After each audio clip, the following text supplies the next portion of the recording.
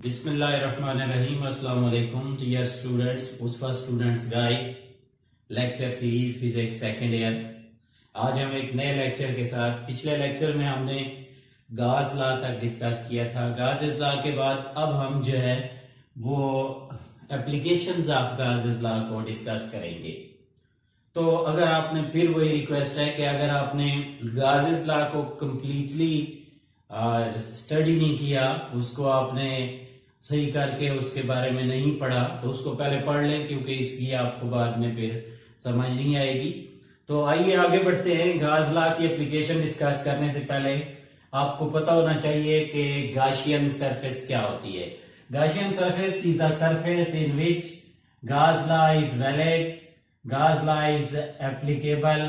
वो सरफेस जिसके अंदर गाज लॉ वैलिड होता है, गासेस लॉ को आप वैलिडेट करते हैं, अप्लाई करते हैं, उस सरफेस को गाशियन सरफेस कहा जाता है। इसकी एप्लीकेशंस में पहली एप्लीकेशन जो मैंने यहाँ हेडिंग लिखी है वो है electric field inside a hollow charge sphere. दो चीजें आपको जरूरी होंगी जो मैं यहाँ पे बता रहा हूं। सबसे पहला पॉइंट कि आपने सपोज क्या करना है, और दूसरा काम आपने, दो काम ऐसे होंगे जो हर टॉपिक जो गाजेस लॉ की एप्लीकेशन होगी उसमें आपने हर हाल में करने होंगे। पहला काम, आपने एक सपोजिशन करनी होगी, एक सरफेस लेनी होगी, कोई ना कोई चीज लेनी होगी। उसका आइडिया आप कहां से लेंगे? वो जिस चीज के अंदर इलेक्ट्रिक फील्ड फाइंड करने का कहेगा, आप उसके अंदर आप क्या करेंगे, वही सपोजिशन करेंगे। और दूसरे नंबर पे, यानी आपने गिवन सरफेस, जो भी गिवन सरफेस होगी वो आपने सपोज करनी होगी, और फिर उसी गिवन सरफेस के अंदर आपने गाशियन सरफेस कंसीडर करनी होगी। गाशियन सरफेस को आपने उसके अंदर सपोज करना होगा। ये दो काम अगर आप कर लेंगे तो आपका जो भी टॉपिक होगा गाजेस लॉ का वो इजीली एक्सप्लेनेबल होगा, उसमें आपको प्रॉब्लम्स नहीं होंगे। तो आगे बढ़ते हैं अपने इस टॉपिक की तरफ, जिसके अंदर हमने फाइंड क्या करना है, electric field inside hollow charge sphere. तो मैं ये क्या करता हूं कि एक हॉलो चार्ज स्फीयर कंसीडर करता हूं, हॉलो स्फीयर कंसीडर करता हूं। ये जो ब्लू कलर की आपको नजर आ रही है, और इसकी सरफेस के ऊपर या हॉलो कंडक्टर या hollow sphere of a conductor having charge at its outer surface, और इसकी आउटर सरफेस पे चार्ज प्लस मौजूद है, और ये सरफेस आपके सामने नजर आ रही है। तो पहला काम मैंने ये वाला कर दिया, मैंने एक हॉलो चार्ज स्फीयर कंसीडर कर ली। दूसरा काम मैं क्या करूंगा, मैं यहाँ पे सपोज करूंगा गाशियन सरफेस को।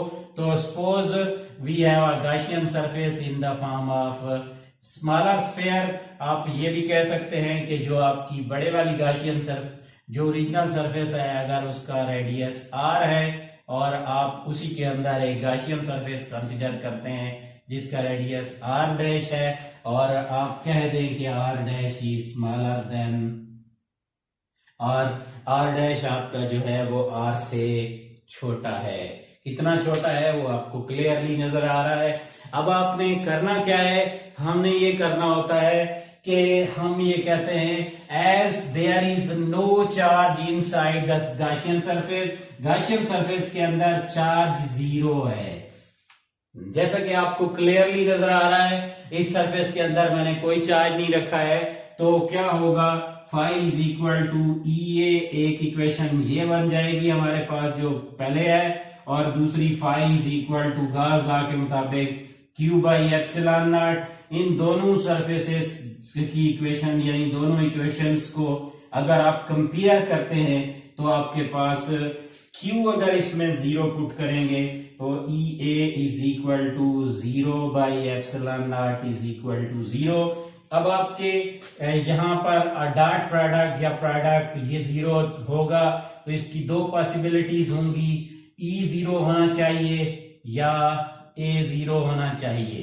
तो ए कभी भी जीरो नहीं हो सकता, क्योंकि मेरे सामने इतनी बड़ी सरफेस पड़ी है। अगर मैं इसको जीरो सपोज करूंगा तो ये कोई टेक्निकली ठीक बात नहीं होगी, इसलिए इलेक्ट्रिक फील्ड 0 होगा। और आप कहेंगे E इज इक्वल टू 0, तो आपका ये फील्ड जो है inside a hollow charge conductor आपका जो है वो 0 होगा, कोई चार्ज नहीं होगा। यहां पर आपकी चार्ज की वैल्यू जो है वो 0 होगी, इलेक्ट्रिक फील्ड की वैल्यू भी फिर 0 होगी। ये क्या है, इनसाइड अ हॉलो कंडक्टर, ये हमारा हॉलो कंडक्टर है जो अंदर से खाली पड़ा हुआ है, ये उसका डायग्राम है।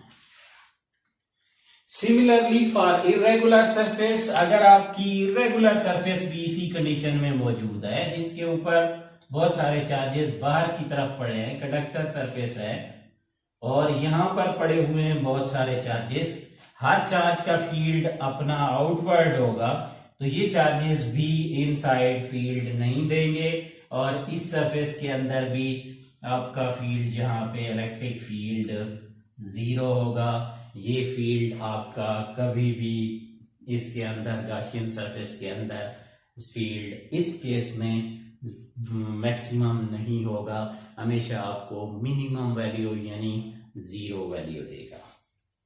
अनदर केस जो कि हमें यहां पे जहन में रखना है, अब हम एक और काम करते हैं कि हम वी कंसीडर अ सरफेस, हम एक सरफेस लेते हैं of enclosing a plus Q charge, इसके ऊपर यहां प्लस क्यू चार्ज यहां पे मौजूद है और अब आपकी जो कंसीडर्ड सरफेस है, ये जो ब्लैक वाली है जिसका रेडियस r डैश है, ये आपने कंसीडर की है। We cover it with the insulating surface that acts as a Gaussian surface, और हम r से इसको कवर करते हैं और इस वक्त आपका जो है वो यहाँ पे जो चार्ज होगा, यानी जो आपकी गॉसियन सरफेस के कवर किया है आपने जिस सरफेस के जरिए से, अब ये गॉसियन सरफेस है और ये वाली जो अंदर नजर आ रही है आपको, ये वाली, ये ओरिजिनल सरफेस जो आपने सपोज की है। अब क्या होने जा रहा है यहाँ पे, अब क्या होगा नेक्स्ट इसका, अब ये है कि हमारे पास होगा ये कि इलेक्ट्रोस्टैटिक इंडक्शन, अगर आपने समझा हुआ है, नहीं तो मैं दोबारा यहाँ बता देता हूं। अगर आपको याद हो, अगर यहाँ पे कोई इंसुलेटेड कंडक्टर है और यहाँ पे एक कोई चार्ज बॉडी इसके करीब लाते हैं अगर, तो इसकी एक साइड पे अपोजिट चार्ज आ जाता है और दूसरी साइड पे एक साइड पे अपोजिट चार्ज आ जाता है और एक साइड पे सेम चार्ज आ जाता है, यानी जो सरफेस इसके सामने होती है उस पे सेम चार्ज की बजाय अपोजिट आता है, दूसरी पे सेम आता है।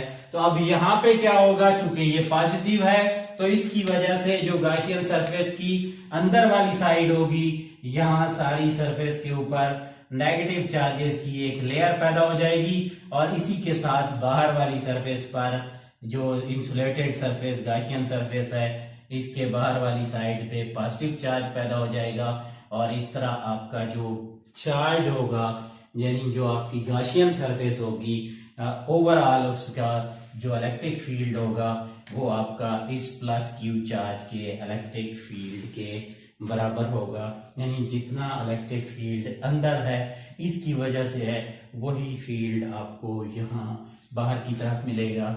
अगर आप इसको चाहें तो लाइंस ड्रा करके शो भी कर सकते हैं, जैसा कि आपने यहाँ पे ड्रा करके शो भी। नेक्स्ट टॉपिक जो हमारा है इसके अंदर वो है field due to infinite sheet of charge. इसके अंदर जैसा कि पहले मैंने आपको बताया था कि हमने कुछ हिस्सा उसका गिवन होता है वो सपोज करना होता है, तो इसमें हमारे पास गिवन क्या है, इनफाइनाइट शीट ऑफ चार्ज। तो मैं सबसे पहले सपोज कर लेता हूं कि suppose we have a sheet of infinite positive charge, ये एक शीट है जिसका इनफाइनाइट पॉजिटिव चार्ज है, स्प्रेड ओवर इट सरफेस, जैसा कि इसकी सरफेस है उसके ऊपर, लेकिन we consider finite part of sheet और हम इस शीट का इनफाइनाइट की बजाय लिमिटेड पार्ट कंसीडर कर रहे हैं, फाइनाइट पार्ट कंसीडर कर रहे हैं, यानी पूरे का पूरा नहीं, एक छोटा सा हिस्सा इसका हम कंसीडर कर रहे हैं। और लेट सिग्मा जो है इसकी चार्ज डेंसिटी है, और चार्ज डेंसिटी होती क्या है, ये होता है चार्ज पर यूनिट एरिया। जब चार्ज को एरिया पे डिवाइड करें तो ये चार्ज डेंसिटी कहलाती है। तो ये हमारी इसके अंदर आ जाएगी चार्ज डेंसिटी, चार्ज डेंसिटी।